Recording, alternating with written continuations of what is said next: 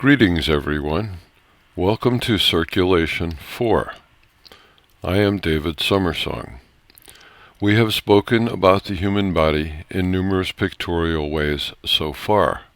Perhaps some of them have made it easier for you to feel the energy movement in your body. Before we move on to discussions about iron shirt and rejuvenation, as well as the definition of physical persistence, we first need to discuss our common clarity about the circulation and flow of energy. The word exultant comes to mind for me. If one is able to more or less consistently stay focused on the source of life manifesting within them, one will transfigure physically as well as mentally and emotionally. The operative word here is able. The greatest of intentions, the deepest sincerity, or the most intense longing will not make it so. That is why I return continually to the ancient adage of intending to intend to intend. In a more modern version, wish in one hand and spit in the other, and see which one fills up first. Personally, this brings me full circle to why I am creating these talks in the first place. Most of my interaction in my life has been with persons, in audiences, and directly. Since March of 2000, I have been in seclusion as much as possible within an inner city, and have spent my time in contemplation and meditation, and attempting to recover and rejuvenate from a lifetime of using my body as a crash test dummy. I enjoy meeting people and speaking to them directly and exchanging energy with them. It allows much more direct feedback and a feeling of what is really needed to be shared in the moment point. My longing to be helpful and interest in people causes me to be open to potential invitations to speak to groups again now. What has occurred in this change of venue is a result of my continued persistence and effort to surrender myself as a being to the emergence of the source of creative manifestation within me and within this thing called life. There is, of course, part of me that wonders if anyone cares what I say and if any of this is really worth the effort.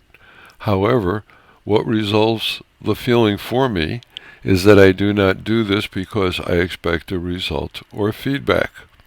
I do it because the love and compassion of my heart wants to verbalize into existence an alternative potential feeling tone that can be harmonized with and directly experienced.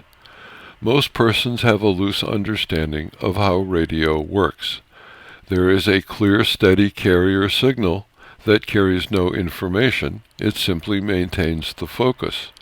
There is also a secondary signal that travels along it that diverges from steadiness. There is a similar relationship between the intellect and will, thoughts and feelings, electricity and electromagnetism, astronomy and astrology, inner and outer, microscopic and macroscopic, and the way plant leaves grow in a Fibonacci sequence around their stems.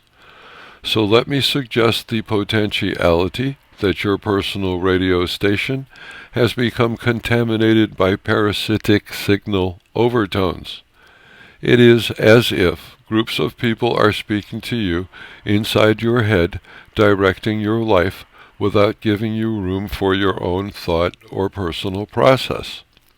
This brings me back full circle again to a place where I am speaking to a feeling tone in the ethers and a moment point in current vibration, rather than to persons in an audience. I realize that my talks have various names and appear to have different subject matter. This is not necessarily true from my point of view. I really would like to go back and just enumerate my talks from the beginning, because as I get better at dealing with my media, It improves my ability to express my heart's information clearly to you as well. My point in speaking to you remains the same, as does my point of view. I feel like I walk around the perimeter of a very large circle, constantly shouting and pointing toward the center. The center that I point to is inside each of us, and it is the point from which life emanates, erupts, and arises. If one was to give momentary consideration to the actual likelihood of managing to pull something like an experience of living out of unlimited and unmanifested source, one might have an epiphany of their own in their personal now. After 50 years and more of meditation and intense effort to be introspective, I have learned a tremendous amount about how retained and unexpressed trauma and pain lodge in the body and can be released. The variegated path between being a sickly and sexually abused very young savant child, playing in the world's strongest man contest, achieving global recognition in martial arts, and becoming a broken crash test dummy because of arrogance and stupidity has taught me a lot.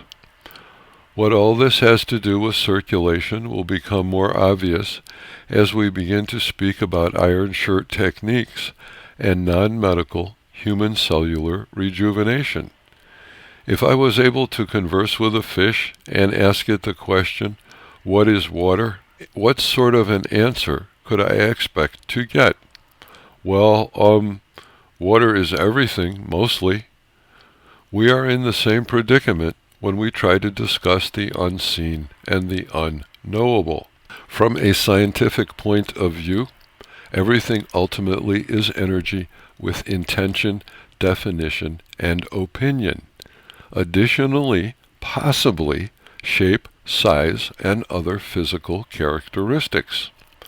When we discuss iron shirt techniques, they do indeed attach themselves to intellectual understanding and physical parameters.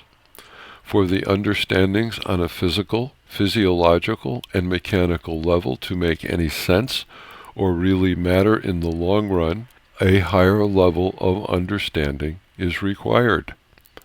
It is not as easy as just saying, I am ready to face all the restrictions that are lodged within my body in order to become my most expanded, healthy, and joyous self.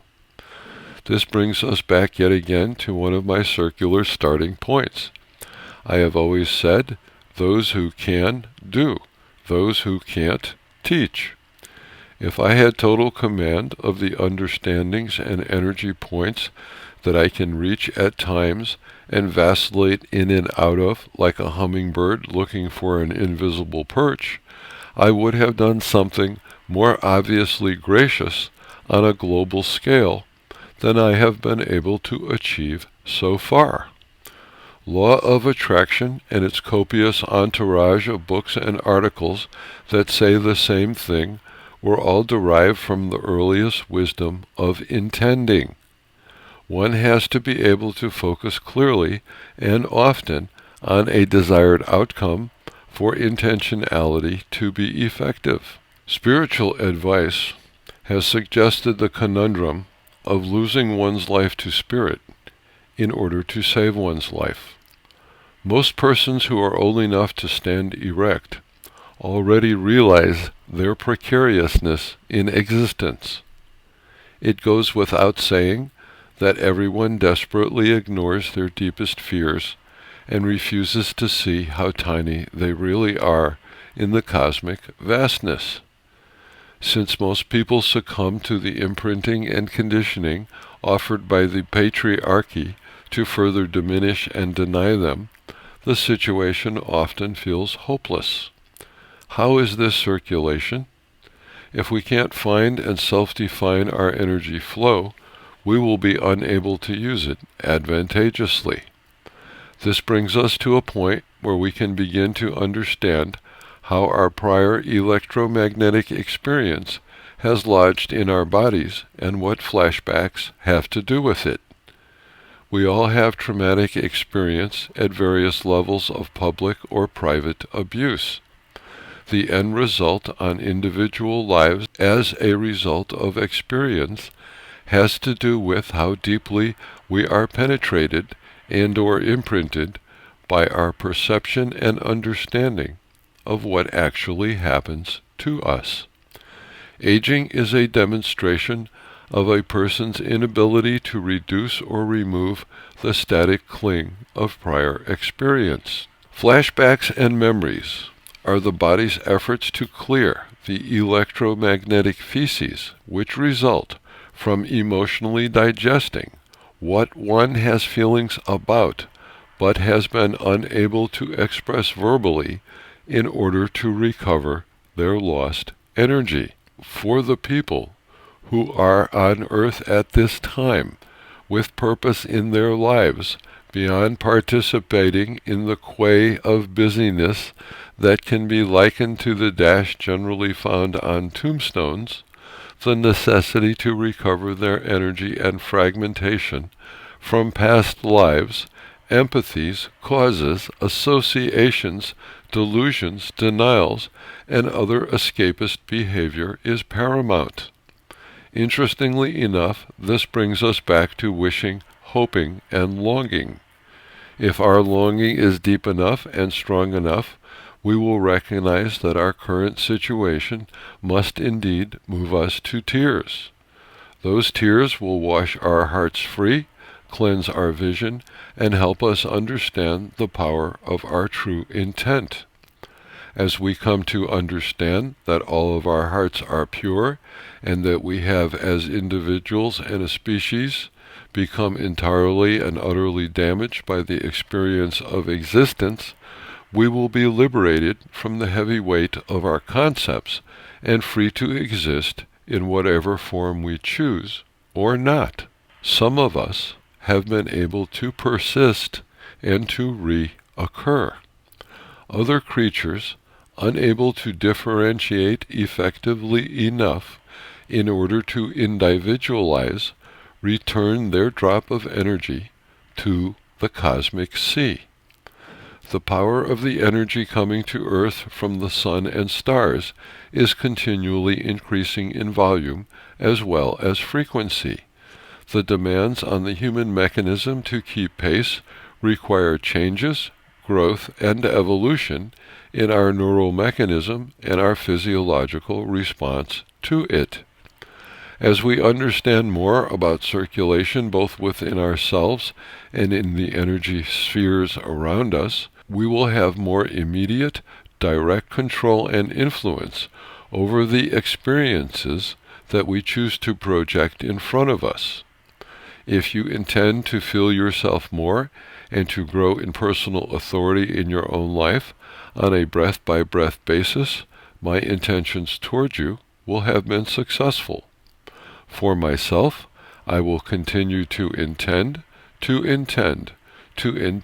remember that my only quest is to arrive at and remain in that place of ultimate poise where I experience myself as creation and creator, dancing within one life and waiting with joyous expectation to see what happens next.